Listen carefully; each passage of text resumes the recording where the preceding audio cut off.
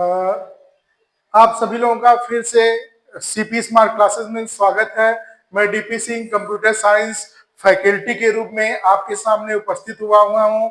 जैसे मैंने आपको पिछले वीडियो में भी कई सारे वीडियो में हमने बहुत सारे मल्टीपल सॉल्व क्वेश्चन जो पिछले कई वर्षों में पूछे गए हैं उसे हम सॉल्व करा रहे हैं। इसी सीरीज में हम फिर आपको कुछ सिलेक्टेड क्वेश्चन जो प्रीवियस एग्जामिनेशन में पूछे गए हैं उसको हम लेके उपस्थित आ रहे हैं। मैं फिर एक बार आपसे कहना चाहता हूं, अगर आप गवर्नमेंट जॉब की प्रिपरेशन करना चाहते हैं, ऑनलाइन क्लास लेना चाहते हैं, तो जल्द से जल्द मेरे साथ जुड़िए। सीपी स्मार्ट क्लासेस पे ये कांटेक्ट नंबर दिए गए हैं, इस कांटेक्ट नंबर पे आप कॉल करके पूछिए, ज्वाइन करिए जल्द से जल्द। जो आपने एम बना रखा है गवर्नमेंट जॉब पूरा करने के लिए, उस गवर्नमेंट जॉब का जो एम को, आपके गोल को हम अचीव करेंगे और हम आपको गवर्नमेंट टीचर बनाने की कोशिश नहीं, आपको गवर्नमेंट टीचर बना के छोड़ेंगे। इसलिए आप हमारे साथ जल्द से जल्द जुड़िए। तो हमने पिछले कुछ सीरीज में कई सारे ऑब्जेक्टिव क्वेश्चन हमने सॉल्व कराए हैं। उसमें जितने भी क्वेश्चन हमने सॉल्व कराए थे वो सारे इंपॉर्टेंट क्वेश्चन थे। उसी सीरीज में हमने फिर कुछ क्वेश्चनों का सीरीज लेके आए हैं, जिसे हम वन बाय वन हम आपके सामने डिस्प्ले करेंगे और उसको एक्सप्लेन करेंगे कि ये आंसर है और क्यों है, उसे हम आपके सामने प्रस्तुत करेंगे। तो हम आते हैं अपने पहले क्वेश्चन पे। हमारा सबसे पहला क्वेश्चन है,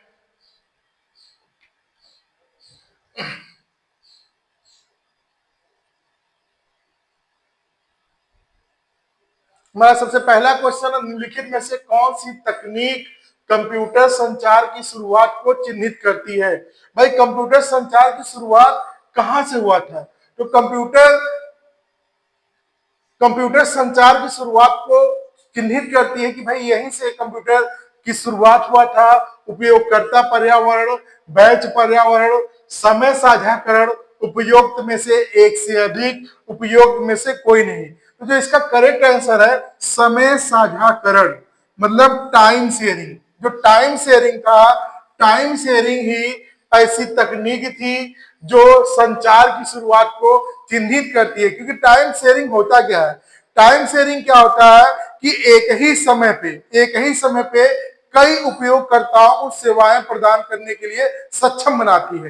ये हमारी टाइम शेयरिंग। जैसे सपोज दैट कि हम करें कि भाई कि कोई तकनीक है, जैसे हम बहुत सारे YouTube वीडियो देखते हैं, बहुत सारे हम फेसबुक चलाते हैं, एक ही चीज को एक ही समय पे कई लोग उसे प्रयोग करते हैं, तो ये हमारा समय साझाकरण होता है, टाइम शेयरिंग होता है, जो शुरुआत को चिन्हित करती है कि भाई इसी टाइम शेयरिंग के चलते हमारी कंप्यूटर तकनीक की शुरुआत हुई थी।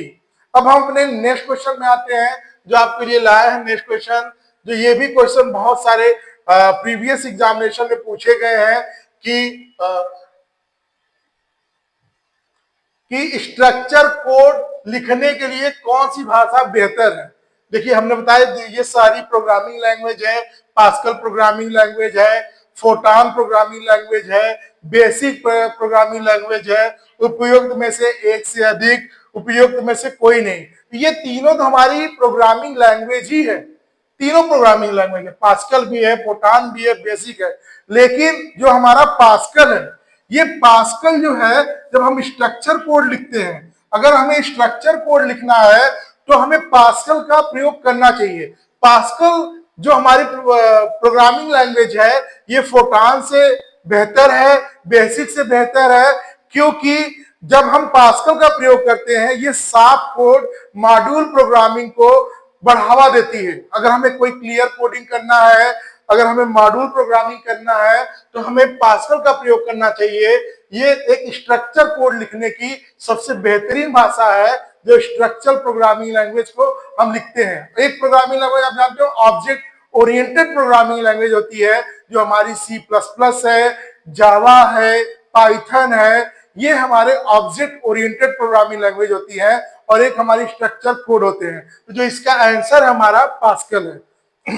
अब हम अपने नेक्स्ट क्वेश्चन की तरफ बढ़ेंगे। जो हमारा नेक्स्ट क्वेश्चन है, यह भी बहुत सारे एग्जामिनेशन में, आपके कई सारे बोर्ड एग्जामिनेशन में जो हमारे गवर्नमेंट सेक्टर के हैं, जिसमें पूछा जाता है कि भाई कि वर्ल्ड वाइड वेब की जानकारी प्रदर्शित करने के लिए ब्राउजर किस भाषा का प्रयोग करता है। भाई आप वर्ल्ड वाइड वेब है, वेबसाइट है, अब हम जानते हैं जब कोई वेबसाइट लिखते हैं तो उसके आगे www.google.com लिखते हैं, तो उसकी जानकारी प्रदर्शित करने के लिए किस भाषा का प्रयोग किया जाता है। क्या मशीन कोड का प्रयोग किया जाता है, असेंबली लैंग्वेज का प्रयोग किया जाता है, C++ का प्रयोग किया जाता है, उपयुक्त में से एक से अधिक, उपयुक्त में से कोई नहीं। तो आपके सामने ये 5 ऑप्शन उपलब्ध है। मशीन कोड क्या होता है, मैंने बताया था कि मशीन कोड कंप्यूटर की भाषा होती है। जब हम कंप्यूटर से कोई वर्क कराते हैं तो हम हाई लेवल लैंग्वेज को मशीन लेवल लैंग्वेज में कन्वर्ट करते हैं। ये मशीन लेवल डिफरेंटिंग है। असेंबली लैंग्वेज क्या आती है, असेंबली लैंग्वेज भी हमारी डिफरेंट थिंग्स है। C++ हमारी हाई लेवल लैंग्वेज है। तो इसमें से उपयुक्त में से एक अधिक, ये भी गलत है। तो जो इसका सही आंसर है, ई सही आंसर है, उपयुक्त में से कोई नहीं, क्योंकि ये मशीन कोड डिफरेंट थिंग्स है। असेंबली लैंग्वेज हमारा हाई लेवल से लो लेवल, लो लेवल से हाई लेवल में कन्वर्ट करता है। C++ हमारे हाई लेवल लैंग्वेज है। अगर हमें इसे उपयोग करना होगा तो हम HTML का प्रयोग करेंगे, जावास्क्रिप्ट का प्रयोग करेंगे, CSS का प्रयोग करेंगे। ये जानकारी को प्रदर्शित करने के उपयोग किया जाता है, ना कि हमें मशीन कोड, असेंबली लैंग्वेज और C++ लैंग्वेज का प्रयोग किया जाता है। बताया हमने कि C++ हमारा हाई लेवल लैंग्वेज है। तो आपको मालूम होगा HTML, जावास्क्रिप्ट, CSS का प्रयोग करके ही हम वेबसाइट का निर्माण करते हैं। और भी सारी लैंग्वेज है, PHP है, ASP है, बट हमारा जो कॉमनली हम लोग देखते हैं हमारे सिलेबस में भी है, हमारा HTML, CSS और जावास्क्रिप्ट से ही जुड़ा होता है। अब अपने नेक्स्ट क्वेश्चन पे आते हैं। जो हमारा नेक्स्ट क्वेश्चन दिया गया है, कंपाइलर के लिए सत्य कथन का चयन करें। आप भी सोचिए इसमें, आपने भी पढ़ा होगा, आपने भी प्रिपरेशन कर रखा है कि इनमें से कौन सा कंपाइलर के लिए कथन सत्य है। क्या input of compiler is source program, क्या जो कंपाइलर का जो सोर्स प्रोग्राम का इनपुट देता है, the translate the source code into object code as well whole, क्या उसको पूरे को ट्रांसलेट करता है। The output of the compiler is objective code, क्या ऑब्जेक्टिव कोड को कंपाइल करता है, या उपयुक्त में से एक से अधिक, या हमारा हम बात करेंगे उपयुक्त में से कोई नहीं। तो ये जो हमारे हैं कौन सा हमारा ऑप्शन इसमें सही होगा। देखिए जो हमारे क्वेश्चन है कंपाइलर के लिए, कि जो हमारे कंपाइलर होते हैं, इस कंपाइलर हमारा ये उपयुक्त में से एक से अधिक, इनमें से एक से अधिक है। हमारा translate the source code into object code as a whole.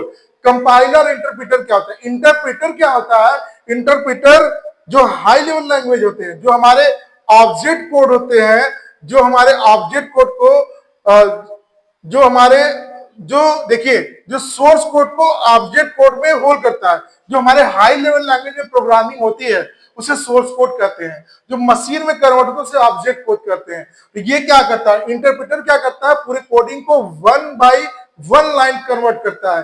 Compiler क्या करता है, एक ही बार में पूरे कोडिंग को ऑटोमेटिकली कन्वर्ट कर देता है। तो पहला ये भी कथन सही है हमारा, the output of compiler is object code, ये भी सही है। ये जो हमारा एक से अधिक है, ये भी सही है, ये भी सही है। और हमारे क्या है कि इसका जो आंसर होगा उपयुक्त में से एक से अधिक सही होगा। कंपाइलर हमारा ट्रांसलेटर होता है जो हाई लेवल लैंग्वेज को लो लेवल में कन्वर्ट करता है, और ये पूरे हमारे सोर्स कोड को एक ही साथ कन्वर्ट करता है। जबकि जो हमारे असेंबलर होते हैं, ये हमारे 1 बाय 1 कन्वर्ट करते हैं। अब नेक्स्ट क्वेश्चन में आते हैं। जो हमारा नेक्स्ट क्वेश्चन दिया हुआ है,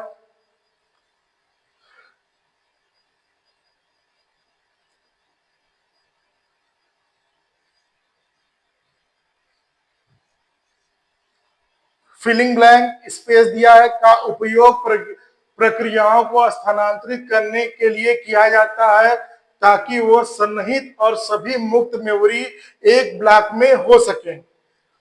फर्गामेंटेशन होता है, कंपैक्शन होता है, एक्सटर्नल फर्गामेंटेशन होता है, उपयुक्त में से एक अधिक होता है, उपयुक्त में से कोई नहीं होता है। 5 ऑप्शन दिए हैं कि भाई इसमें ये कह रहा है कि इसे कोई मेमोरी है। जब आप कोई भी मेमोरी होती है, अगर हम मान लीजिए कोई हार्ड डिस्क है, उस हार्ड डिस्क में हमने फाइल डेटा रखते जाते रहते हैं और हम बीच बीच से डेटा डिलीट करते जाते हैं। मान लीजिए हमने ये हमारा मान लीजिए डेटा लोकेशन है, यहाँ डेटा रखा, यहाँ रखा, यहाँ रखा, और हमने ये डेटा हम रखते जाते हैं। सपोज यहाँ का डेटा डिलीट हो गया, यहाँ का डेटा डिलीट हो गया, यहाँ का डेटा डिलीट हो गया, यहाँ का डेटा डिलीट हो गया। तो ये क्या होता है कि यहाँ बीच बीच में स्पेसेस हुआ करते हैं। तो ये क्या करता है, ये कह रहा है कि जो हमारा कंपैक्शन होता है, जो ये कंपैक्शन है, कंपैक्शन क्या करता है, कंपैक्शन हमारा जो मेमोरी के खाली हिस्सों को एक साइड करके, एक किनारे करके क्या करता है कि उसे, जैसे अब ये क्या किया, अगर मैं आप ध्यान से देखिएगा, ये क्या करेगा, ये कर रहा है कि इसे,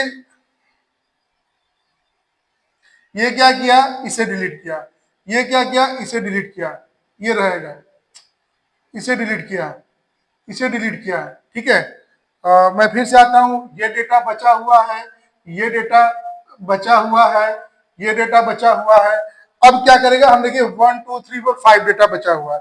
अब इसने क्या किया कि अब इसे इरेज कर देगा, 1 2 3 4 5 डेटा को एक साथ कर दिया। बाकी ये स्पेसेस आपको एक साथ मिल गए, एक लॉन्ग स्पेस देता है।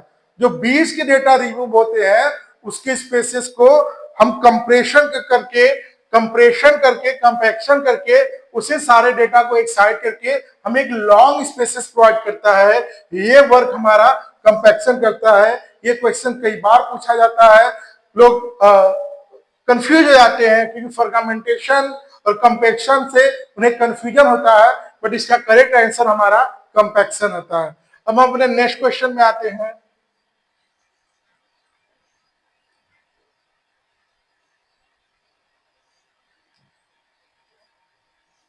Which of following is a not valid variable name?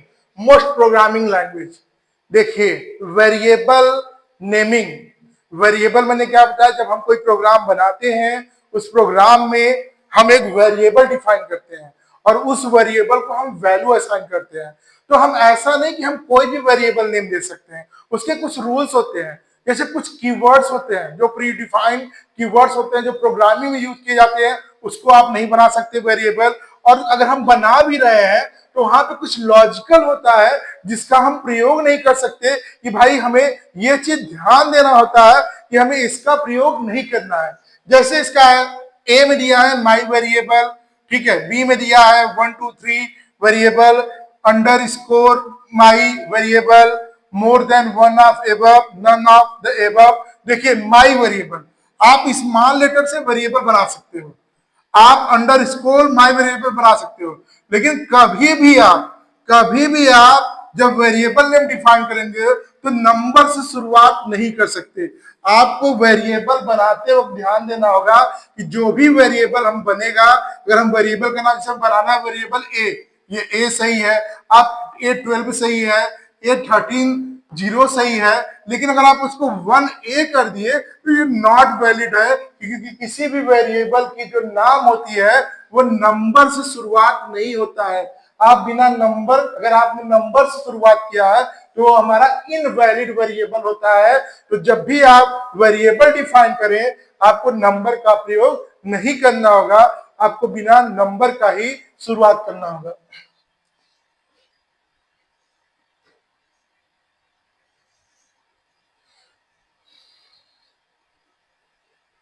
अब हम अपने नेक्स्ट क्वेश्चन पे आते हैं। नेक्स्ट क्वेश्चन के पहले हम आपसे कुछ बातें करना चाहते हैं। देखिए, हमने आपको अपने बारे में बताया था कि मैं डीपी सिंह हूं, मैंने मास्टर डिग्री कंप्यूटर की हमने किया है, हमने सॉफ्टवेयर फील्ड में भी काम किया है, हमने कुछ साल वेबसाइट भी बनाया है, हमने बताया था कि आपको हमने स्कूलिंग भी कर रखा है, यूनिवर्सिटी के प्रोग्राम को भी हमने कई सारे प्रोग्रामों को भी डील किया है, बीसीए के कोर्सेज को भी डील किया है, और ओ लेवल CCC ADC जैसे भी हमने बहुत सारे डील किया है। सीबीएसई बोर्ड के 12th को भी हमने बहुत सारे कोर्सेज को विगत में कई वर्षों से उसे पढ़ा रहा हूं सीबीएसई बोर्ड को, और कई सारे ऑनलाइन प्लेटफॉर्म पे भी हमने काम किया है, जिससे हम बच्चों को, जैसे बायजूस ऐप पे बहुत सारे बच्चों को हमने कंप्यूटर की नॉलेज दिया है। और मैं आपको फिर से एक बार बता रहा हूं कि कंप्यूटर, अगर आपको देखने में लगता है कंप्यूटर बहुत बड़ा है, तब भी आपकी सोच नहीं गलत है। आप सोचते हैं कंप्यूटर बहुत छोटा है, तब भी आपकी सोच, आप गलत सोचते हो। कंप्यूटर बहुत बड़ा भी है, और लेकिन अगर आप कंप्यूटर को अच्छे से डील कर रहे हो, अच्छे से क्वेश्चन का प्रिपरेशन कर रहे हो, आपको ये पता है कि किस टॉपिक से कितना क्वेश्चन आने वाला है, किस टॉपिक का प्रिपरेशन के लिए हमें कितना टाइम देना है, तब आपके लिए ये डिफिकल्ट नहीं है। बहुत सारी चीजें होती हैं, हम प्रोग्रामिंग लैंग्वेज में वेबसाइट में जाते हैं, जब तक हमें प्रैक्टिकल ना मिले। भाई आप लोग प्रैक्टिकल कहां तक किए हो? आप एमसीए किए होगे, आप बीसीए किए होगे, आप बीएससी आईटी किए होगे, एमएससी आईटी किए होगे, आप स्कूल लेवल पे ही प्रोग्रामिंग किए होगे। आप प्रिपरेशन के समय आप लैब नहीं करते होगे, मैं 100% बता रहा हूं। लेकिन अगर आप हमारे साथ सीपी स्मार्ट क्लासेस के साथ जुड़ते हैं, तो हम आपको हर एक प्रोग्राम आउटपुट दे रहा है। क्यों दे रहा है? हर एक वेबसाइट की जो हम प्रयोग कर रहे हैं, कमांड का, टैग का प्रयोग कर रहे हैं, जावास्क्रिप्ट का प्रयोग कर रहे हैं, सीएसएस की क्लास को डिफाइन कर रहे हैं, एक एक चीज हम आपको करके ऑनलाइन आपको हम दिखाएंगे कि देखो बेटा, हमने ये स्क्रिप्टिंग लैंग्वेज का प्रयोग किया, हमने स्क्रिप्ट टाइप के अंदर दिया, अगर हम स्क्रिप्ट टाइप के अंदर देते हैं तो हमारा ये आउटपुट आएगा।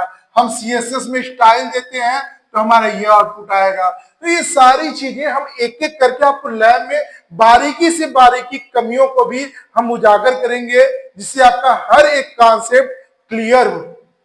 और आपके हर एक कॉन्सेप्ट जब तक क्लियर नहीं होगा, तब तक बेटा आप एमसीक्यू के क्वेश्चन करना बहुत ही डिफिकल्ट होता है, क्योंकि हम ऊपर से तो पढ़ लेते हैं, हमें लगता है कि हम पूरे कोर्स क्लियर कर लिया, हमने पूरी प्रिपरेशन कर लिया है। और एक चीज जान जाइए, अगर आप सोचो कि नहीं हम डिफरेंट टाइप के बुक लेके मल्टीपल चॉइस क्वेश्चन याद कर लेंगे, नहीं याद कर पाओगे।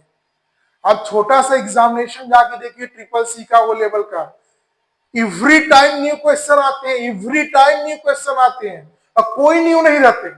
सबसे बड़ी समस्या ये है, एवरी टाइम न्यू क्वेश्चन आते हैं, कोई नए नहीं रहते। वही बेसिक कॉन्सेप्ट उठा के क्वेश्चन को घुमा फिरा के आपसे पूछा जाता है, आपको आंसर तो पता है, बट आपको वे नहीं पता है कि यही क्वेश्चन हमारा है। एक बार फिर से हमारी आपसे गुजारिश है कि एक बार सीपी स्मार्ट क्लासेस से आप लोग, जो हमारी ऑनलाइन क्लासेस शुरू हो गई हैं, एक बार हमारे साथ आप जुड़िए और हमें एक बार मौका दीजिए कि हम आपके जो गवर्नमेंट टीचर बनने का सपना है, जो आपकी कॉम्पिटिटिव एग्जामिनेशन है कंप्यूटर साइंस से रिलेटेड के, उस कॉम्पिटिटिव एग्जामिनेशन के आपके गोल को हम अचीव कराएं।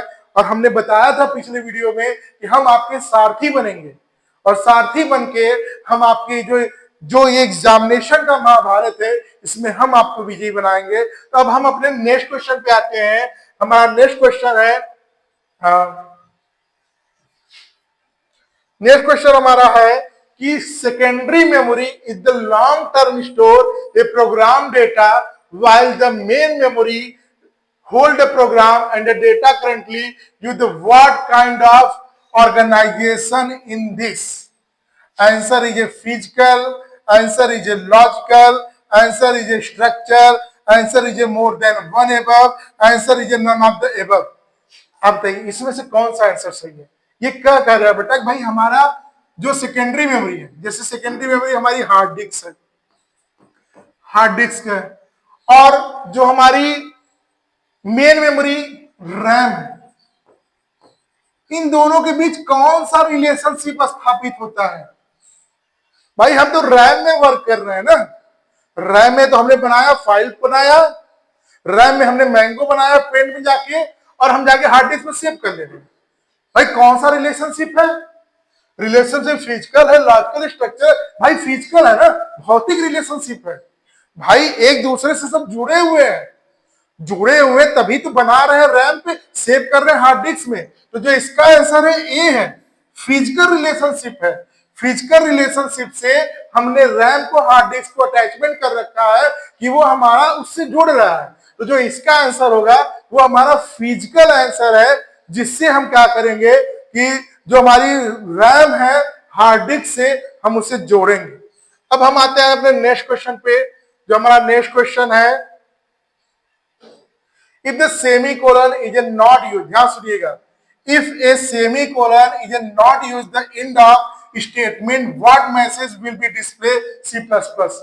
भाई आप सी प्लस प्लस की प्रोग्रामिंग कर रहे हो, हाँ भैया हम सी प्लस प्लस की प्रोग्रामिंग कर रहे हैं, आप सी प्लस प्लस की प्रोग्रामिंग कर रहे हो। हर सी प्लस प्लस की प्रोग्रामिंग में खासियत होती है कि कोई भी स्टेटमेंट लिखेंगे आप अगर कोई भी स्टेटमेंट लिखेंगे तो उसके एंड में आपको ये सेमी कोलन लगाना मस्ट है। अगर आप ये सेमी कोलन नहीं लगाओगे तो वो क्या होगा, वो समझेगा ही नहीं कि भाई आपका ये लाइन यहां खत्म हो गया। जब भी कोई एक सिंगल स्टेटमेंट हमने लिखा, हमने एक स्टेटमेंट लिखा सेमी कोलन, फिर स्टेटमेंट लिखा सेमी कोलन, फिर स्टेटमेंट लिखा सेमी कोलन, अगर आप ये सेमी कोलन नहीं लगाते हो तो क्या होगा, वो अगर आप सेमी कोलन नहीं लगाओगे तो क्या सेमी कोलन मिसिंग, नहीं, स्टेटमेंट मिसिंग, नहीं, error in statements, more than one of above, none of these above, क्या आंसर आएगा, आंसर आपका आएगा एरर इन स्टेटमेंट्स।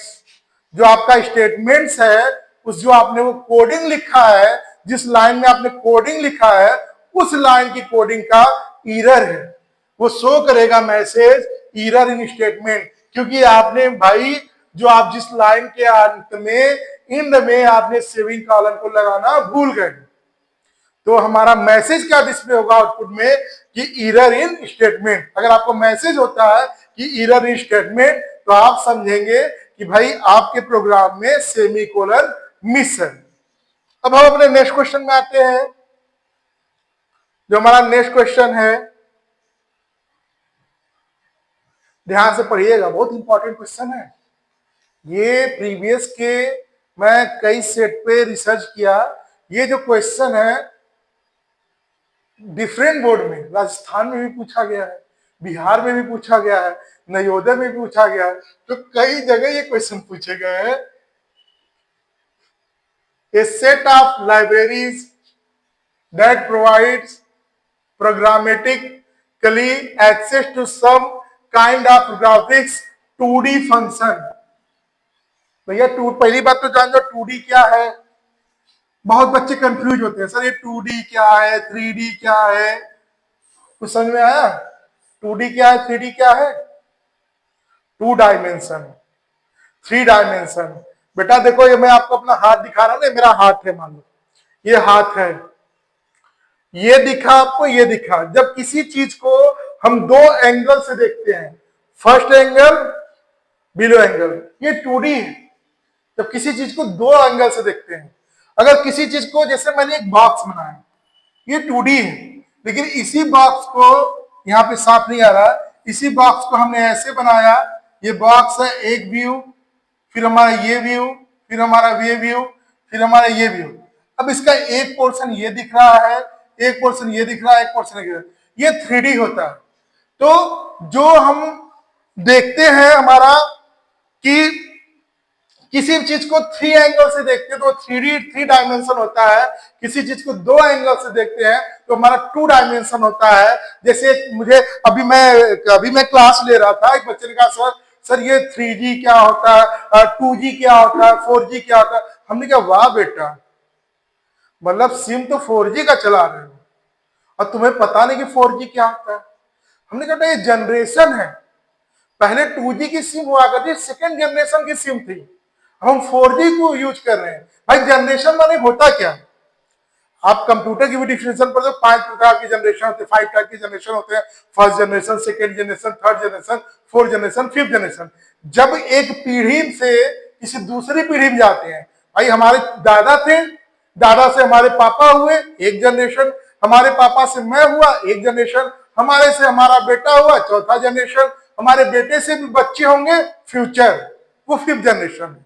तो ये 4G क्या है, 4th जनरेशन की सिम है, हम 4th जनरेशन का सिम यूज करते। 2G क्या थी, 2nd जनरेशन का सिम यूज करते थे। तो यहाँ पे क्या है, अब इसका देखिए फिर से एक बार क्वेश्चन ध्यान से, a set of library that provides programmatical access to kind of graphic 2D function is, क्या ये ग्राफिक पैकेज है, ए, बी फॉर्मेटिंग पैकेज है, सी एनिमेशन पैकेज है, D more than one of above है, E none of these above है। बेटा जो इसका आंसर है ये ग्राफिक्स पैकेज है। इससे हम ग्राफिक्स का वर्क करते हैं कि 2D से हमारे फोटोज जितने पिक्चर्स होते हैं उन पे हम वर्क करते हैं। अगर हम एनिमेशन पैकेज की बात करें तो एनिमेशन हमारे 3D से बनते हैं। 3D फंक्शन का प्रयोग करके हम एनिमेशन का क्रिएट करते हैं। लेकिन हम जब ग्राफिक्स की बात करेंगे तो ग्राफिक्स पैकेज का निर्माण 2D फंक्शन से होता है। तो ग्राफिक्स पैकेज हमारे इसके आंसर हैं। अब हम आते हैं अपने नेक्स्ट क्वेश्चन पे। जो हमारा नेक्स्ट क्वेश्चन है भाई, ये तो क्वेश्चन मुझे नहीं लग रहा है कि अगर कोई कंप्यूटर पढ़ने वाला बच्चा है और उस महाभारत में कूदा है कि उसे वो महाभारत जीतना है। भाई ऐसा तो है नहीं। हम ही अगर कोई, अच्छा ये बता, हम कोई वर्क करें और ये सोचें मिलेगा कि नहीं मिलेगा, तो यार वो वर्क करने से कोई फायदा है नहीं। हमारा तो ये मानना है हम लेंगे, हमारी जो गोल है उसे हम पूरा करेंगे। अगर हमें 24 आवर में 20 आवर मेहनत करना पड़ा, 4 आवर हमें स्लीपिंग करनी पड़ी, हम उसे लेके रहेंगे। अलग बात है कि हमारे साथ हमारा ऊपर वाला साथ दे चाहे ना दे, लेकिन हमारा प्रयास तो यही है, वो हमारा है। अगर हम राजस्थान बोर्ड का फॉर्म भरे हैं, बिहार बोर्ड का फॉर्म भरे हैं, तो हम ये पहले ही मान रखे हैं कि भले ही चाहे जितनी सीट हो, भले 1 हो चाहे 1000 हो, वो 1 सीट भी है तो हमारी है। हम उस विश्वास पे वर्क करते हैं। तो मैं, ये क्वेश्चन इतना आसान है कि मैं आपको इसलिए मैं बोला कि मुझे नहीं लगता कि कोई अगर कंप्यूटर साइंस का बच्चा है उसे ये क्वेश्चन का आंसर ना हो। इसलिए मैंने एक लॉलीपॉप क्वेश्चन आपके सामने रखा कि भाई आप इसे कर पाते हो कि नहीं कर पाते हो। फिर भी हम इसे एक्सप्लेन करेंगे। जो हमारे क्वेश्चंस हैं कि विद द शॉर्टकट की use the compile and run the program C++। एक चीज जान जाओ कि हम अपने जब C++ की हम कोडिंग करते हैं, C++ का जब हम प्रोग्राम बनाते हैं, उसे हमें कंपाइल करना पड़ता है। जब हम कंपाइल करते हैं, कंपाइलेशन अगर हमारा सही रहता है तब हमें रन और आउटपुट मिलता है। इसके लिए सबसे पहले हमें करना क्या होता है, हम कंपाइल करते हैं। कंपाइल करने से ये होता है कि जितने भी एरर्स होते हैं हमारे प्रोग्राम में, जो भी एरर्स हैं, जो भी एरर्स फाइंड आउट होते हैं, उस एरर को वो हमें बताता है कि भाई देखो लाइन नंबर 2 में प्रॉब्लम है, लाइन नंबर 6 में प्रॉब्लम है, लाइन नंबर 7 में प्रॉब्लम है। तो हमें ये पता चल जाता है कि हमने जो प्रोग्राम बनाया है इस प्रोग्राम में कहां हमें प्रॉब्लम फेस कर रहे हैं। तो इसमें देखिए ऑप्शन क्या दिया है, Alt F9, बी दिया है Alt F5, सी दिया है कंट्रोल F9, डी दिया है मोर देन वन एबव, ई दिया है नन ऑफ एबव। तो ये हमारे क्या है, ये हमारे कई सारे ऑप्शन दिया है। देखो अब तो मुझे नहीं लगता, मुझे लग रहा है कि आप मुझे कमेंट करके बताएंगे जरूर। अभी तो मैं कुछ होल्ड हूं, बट आप कमेंट जरूर करेंगे। मैं देखना चाहता हूं कि आपका माइंड ऑफ प्रेजेंट कितना है। भाई एक चीज जान जाना, अर्जुन है आप, हमारे लिए आप अर्जुन हैं, हम आपके सारथी हैं। तो आपके पास कितनी विद्या है, आपके तर्कस में कितने तीर आपने रखे हैं, तो एक बार जरूर कमेंट करिएगा। मैं इसीलिए टाइम स्पेंड कर रहा हूं कि मैं आपके कमेंट का वेट कर रहा हूं। मैं चेक करूंगा कमेंट पे, और जिसने सही कमेंट लिखा होगा इस टाइम के बाद, अगर ये टाइम जो चल रहा है इस टाइम के अंदर आपने कमेंट कर दिया सही आंसर का, तो फिर मैं वहां पे पर्सनली आके मैं वहां पे शाबाशी दूंगा और आपके कमेंट को मैं लाइक करूंगा कि भाई आपको आंसर पता था। तो फिर देखिए समय व्यतीत न करके हम आंसर पे आते हैं। जो इसका आंसर हमारा है सी आंसर सही है, control F9। Control F9 shortcut की है। इस शॉर्टकट की का प्रयोग करके हम अपने C++ प्रोग्राम को कंपाइल कर सकते हैं, रन कर सकते हैं, जिससे हमारा वो प्रोग्राम एग्जीक्यूट हो जाएगा। तो देखिए आज हमने बहुत सारे एमसीक्यू क्वेश्चन आपके सामने हम लेके उपस्थित हुए हैं कि जिससे ये सीरीज हमने कंप्लीट किया, और फिर हम नेक्स्ट डे फिर नई सीरीज लाएंगे। फिर हम आपके लिए कई सारे सीरीज के क्वेश्चन जो विगत कई वर्षों से पूछे जा रहे हैं और वो बेहतरीन से बेहतरीन क्वेश्चन का कलेक्शन लाके हम आपके सामने रिप्रेजेंट करेंगे। फिर हमारी आपसे एक बार फिर से गुजारिश है कि आप जल्द से जल्द हमारे ऑनलाइन क्लासेस को ज्वाइन करिए। जो हमारा सीपी स्मार्ट क्लासेज है, इस सीपी स्मार्ट क्लासेस पे आप कांटेक्ट करिए। ये मोबाइल नंबर देखिए दिया हुआ है, इस मोबाइल नंबर पे आप कांटेक्ट करके आप क्यूरी करिए कि आप ज्वाइन करिए हमारे ऐप को, और इस कांटेक्ट नंबर से आप पता कर सकते हैं कि हमारी ऑनलाइन क्लासेस कैसे हैं। तो आपको फिर से एक बार बहुत बहुत शुक्रिया जो आप हमारे साथ जुड़े, इस सीपी स्मार्ट क्लासेस से जुड़ेंगे और जल्द से जल्द आप हमारे ऑनलाइन क्लासेस को रेगुलर करिए। जो हमारी क्लासेस शुरू हो गई हैं, बहुत सारे बच्चे जुड़ गए हैं, आप भी जल्द से जल्द हमारे स्मार्ट क्लासेस से जुड़िए। बहुत बहुत धन्यवाद।